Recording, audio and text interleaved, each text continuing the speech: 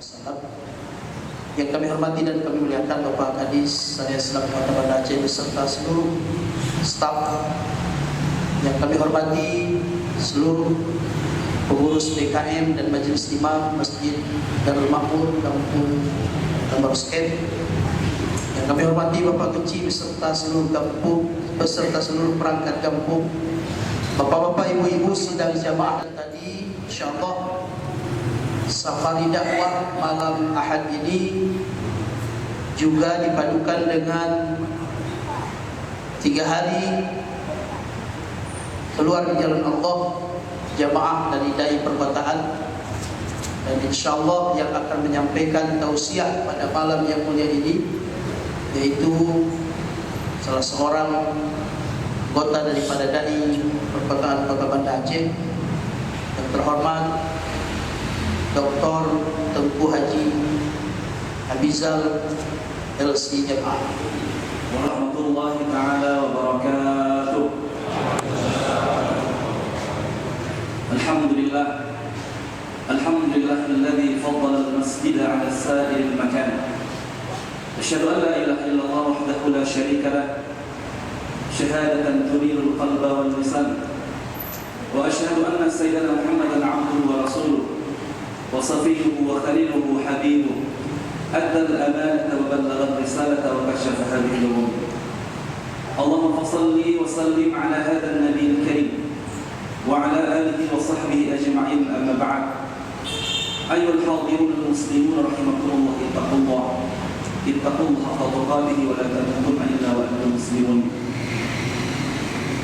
Hadirin sidang jamaah salat maghrib dan isya, insyaallah marilah sama-sama kita pada malam ini mengucapkan tahmid alhamdulillah atas limpahan karunia yang Allah berikan kepada kita, sehingga dengan sebagai macam karunia yang Allah berikan tersebut kita dapat hadir ke masjid yang amat sangat mulia yang kita cintai ini.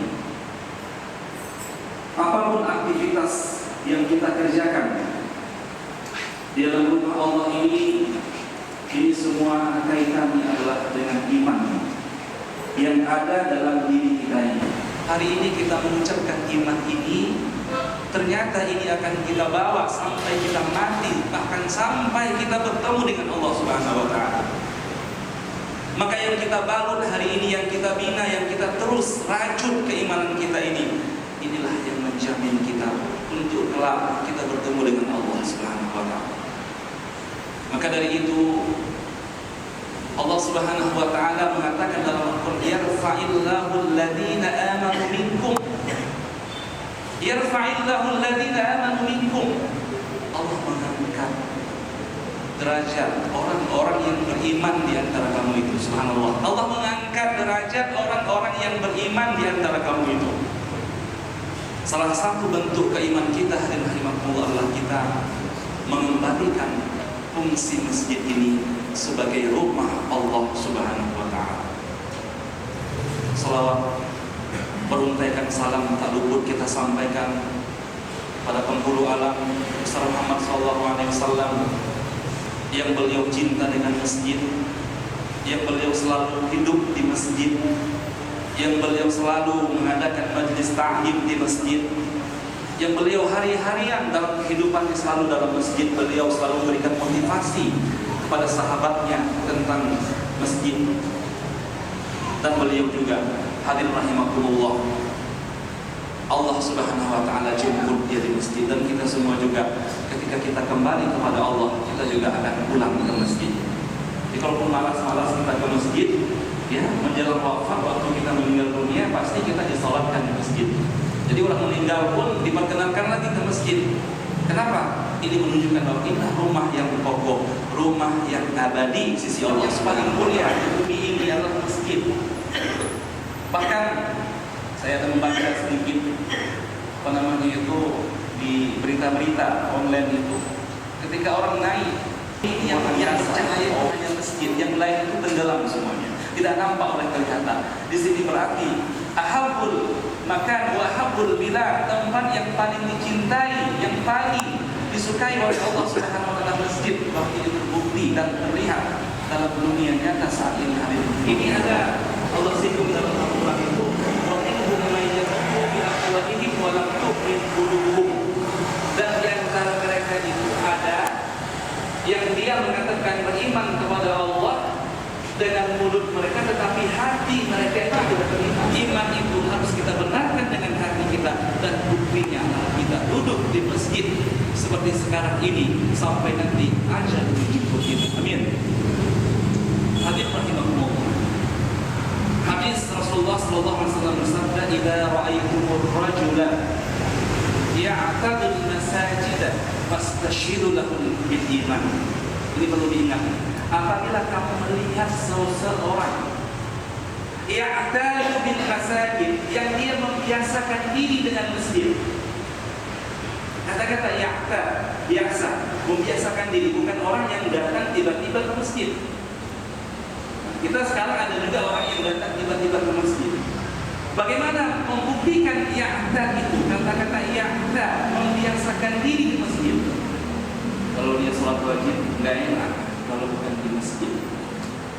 Kalau dia berkendaraan dengan azan, tak enak kalau tidak turun di masjid sholat berjamaah. Kalau dia di kantor sibuk dengan pekerjaan, tidak enak melewati suara azan tersebut lalu dia tidak tinggalkan pekerjaan itu, nggak enak. Itu artinya ya'ta, membiasakan diri di masjid. Ada yang menunggu waktu sholat. Kalau kita menunggu sholatnya antara maghrib dengan isya itu biasa. Itu biasa. Mereka menunggu sholat isya di masjid, nunggu sholat subuh. Subhanallah, nungguin sholat subuh. Mampu tidak kita hadir bagi Allah?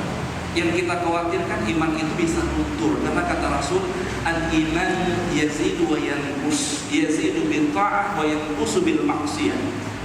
Iman itu bertambah dan berkurang.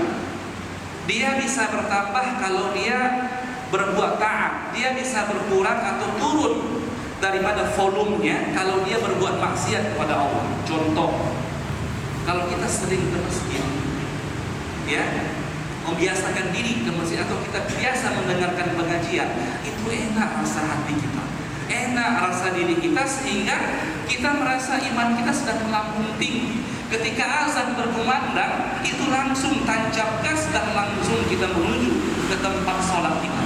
Ini artinya apa? Iman kita sedang naik.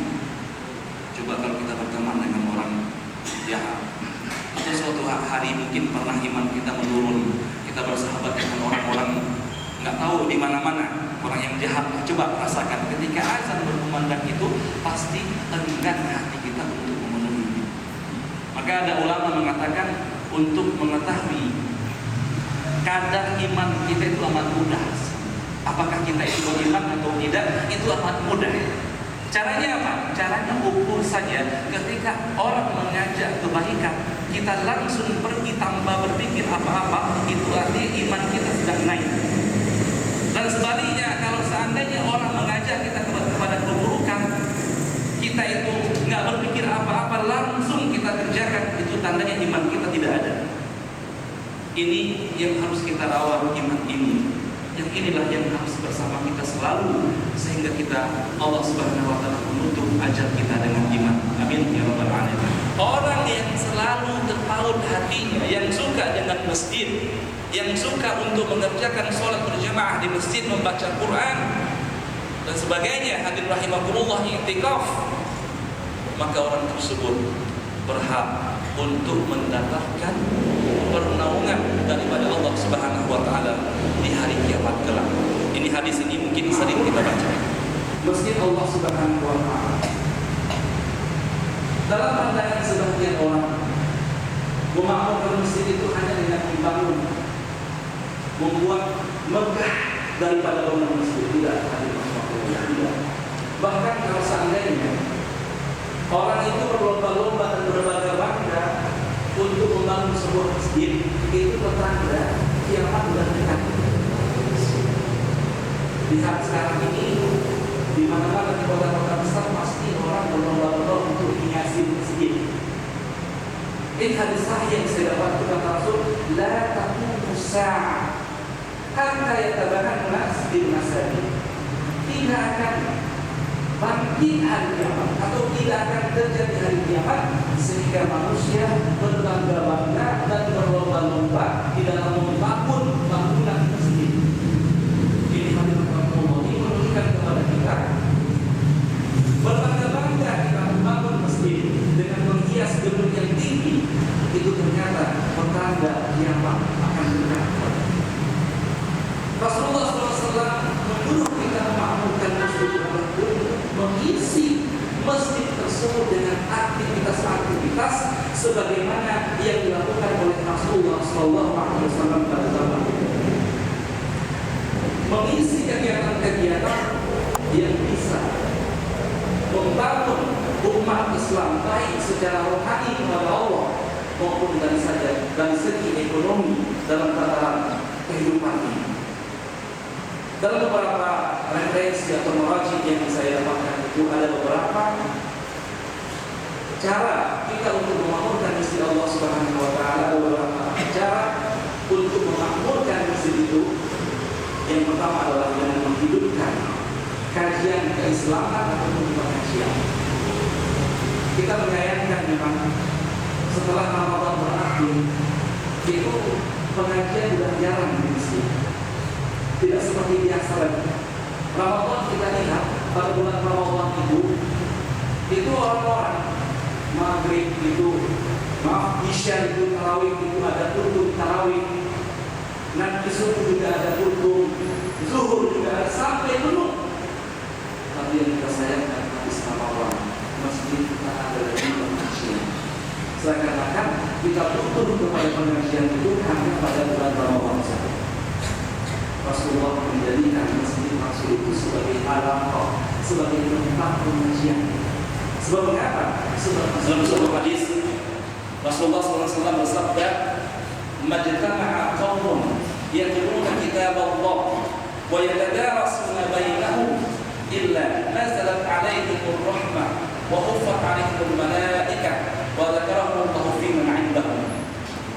Tidaklah suatu kaum itu mereka mengkaji kitab Allah di dalam rumah Allah, yakni masjid, kecuali turun kepada mereka akan rahmat Allah akan turun, dan mereka akan dinaungi oleh malaikat, dan Allah Subhanahu wa taala menceritakan perihal mereka itu kepada malaikat yang atas agama Islam. Ini luar biasa itu, tempat konsultasi agama Islam, dan ini pernah dibuat oleh Rasulullah SAW karena Rasulullah SAW tempat mengadu. Jadi ketika ada permasalahan masyarakat langsung bertemu dengan tempat pengaduan agama tersebut sehingga permasalahan masyarakat itu bisa selesai. Ini masjid juga tidak terdengar suara lantunan doa. Yang ada cuma menjelang waktu sholat saja. Ini waktu menjelang waktu sholat itu sudah biasa, tapi jarang ada dengar misalnya ya di pukul 12 sudah mendengar Al-Quran. Itu di masjid itu ada namanya itu Idaatul Quranul Karim. Itu jam 12 sudah diputar suara Al-Quran. Di masjid-masjid sudah menghidupkan Quran.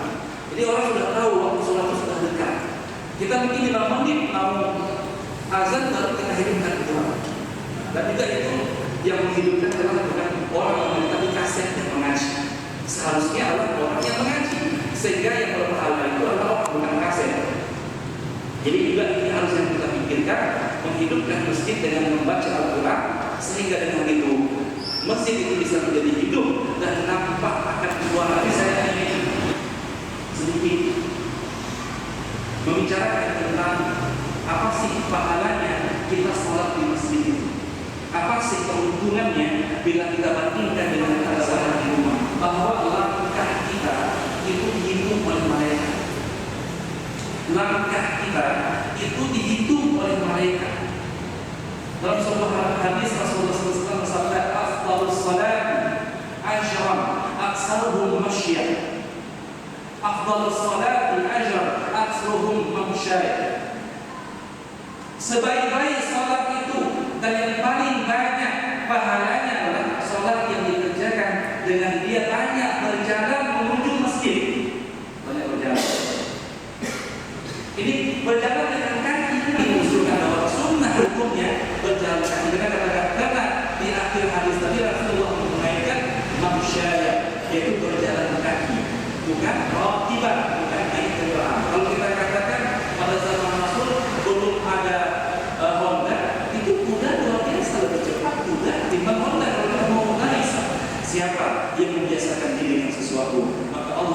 membiasakan apapun dalam kehidupannya dan juga akhir hayatnya dengan apa yang dia biasakan tersebut. Sesuai dengan firman Allah tadi, yusabbitullahu alladziina aamanu bil qawli tsabit fil hayatid dunya wa fil akhirah. Allah meneguhkan perkataan orang-orang yang beriman tersebut dengan perkataan yang teguh di dunia ini maupun di akhirat. Kalau kita teguh kita setelah berjamaah ini, teguh hati kita ke masjid, maka dengan itulah Allah tutup ajal kita. Allah akan ambil nyawa kita. Hadirin rahimakumullah. Sebuah cerita yang mungkin tidak pernah saya sampaikan, sering saya sampaikan, tapi saya sering menyampaikan dalam bentuk motivasi. Asli kejadiannya, bukan saya buat-buat. Ada sebuah majalah ditemukan itu. Nama majalahnya Laha Walahu. Itu di Sudan ketika kami mengambil pendidikan di sana. Dikabarkan dalam majalah itu di Jeddah ada seorang jamaah ketika sholat asar berjamaah itu dia tetap sujud di atas sajadahnya ketika orang sudah usai memberikan salam. Orang sudah salam tapi dia masih sujud di atas tingkat sembahyang. Maka jamaah pun bergeser ingin keluar dari masjid, tapi sang jamaah ini masih sujud di atas tingkat sembahyang. Orang sudah keluar dari masjid, dia masih sujud. Lalu Pak Imam menunggu melihat orang ini sedang sujud, sujudnya agak panjang sedikit sujudnya, ditunggu dia tunggu. Lama-lama tidak tahan dia menunggu. Dia datangi orang yang sedang sujud ini, dia datangi, dia pegang pundaknya, lalu terbahlah di atas tempat sajadah tersebut. Rupanya ajalnya sudah habis di atas sajadah tersebut. Datanglah berduyun kawan-kawannya, maka kawan-kawannya memberikan tentang kelebihan-kelebihan daripada orang yang sedang sholat tadi, orang yang meninggal tadi. Apa yang katanya? Dia adalah seorang polisi yang umurnya 27 tahun, asal azan berkumandang, selalu dia bergerak untuk ke masjid. Asal azan berkumandang, selalu dia berhubung sholat dan dia langsung ke masjid. Ditambah lagi oleh Pak Imam, ini adalah seorang jamaah tetap kami yang dimana dia berada pada saat paling depan setiap waktu sholat berjamaah. Dan cerita ini cerita asli dari bahwa kejadian ini di salah satu dari Jeddah itu dalam sebuah masjid di sana yang dekat dengan kali ini saya yakin dengan dakwah seperti ini saudara para dai dan juga para muslim dan muslimah kita bentuk kita itu mengajurkan dakwah Rasulullah SAW dan jangan gencar dan kita itu apa merasa kita itu banyak tantangan dan sebagainya. Memang kebaikan itu banyak tantangan dari Allah Subhanahu wa Ta'ala. Kita berharap semua masyarakat kita dan semua kita menjadi orang-orang yang baik dan menjadi orang-orang yang cinta pada masjid. Dan juga jangan lupa kita mengajak saudara-saudara kita, anak-anak kita, rumah orang-orang yang ada dalam rumah kita dan juga tetangga-tetangga kita untuk mengerjakan sholat. Sebagaimana Rasulullah SAW ketika sholat dia bangunkan istrinya. Wahai Aisyah, qumi salat. Mungkin dari kita membangunkan istrinya segan, membangunkan istri saja segan. Bahkan Rasulullah SAW itu membangunkan istrinya untuk mesra, membisikkan sesuatu dalam telinga. Dan juga kita mungkin membangunkan anak-anak kita tidak segan. Padahal hamba Allah yang berbahagia kalau kita kerjakan itu juga bernilai dakwah bagi kita. Man dalla 'ala khair falahu ajruhu wa ajru man 'amila ba'da. Barang siapa yang menunjukkan satu kebaikan kepada orang lain, maka sama baginya kebaikan tersebut dan sama seperti orang tersebut tidak dikurangi daripada kebaikan tersebut. Walaupun kita mengajak anak dan istri kita itu termasuk juga bagian daripada dakwah, apalagi kita mengajak semua yang ada dalam lingkungan kita. Mudah-mudahan Allah Subhanahu wa Ta'ala meridhai berkah setiap yang kita lakukan. Amin ya rabbal alamin. Saya lemah ini yang tidak berdaya, yang fakir dan lemah ini yang bingung masih lemah ini, mohon ampun kepada Allah Subhanahu wa Ta'ala dan saya mohon maaf kepada saudara-saudara hadirin rahimakumullah. Dan Allah wa iyyakum ajma'in. Assalamualaikum warahmatullahi taala wabarakatuh.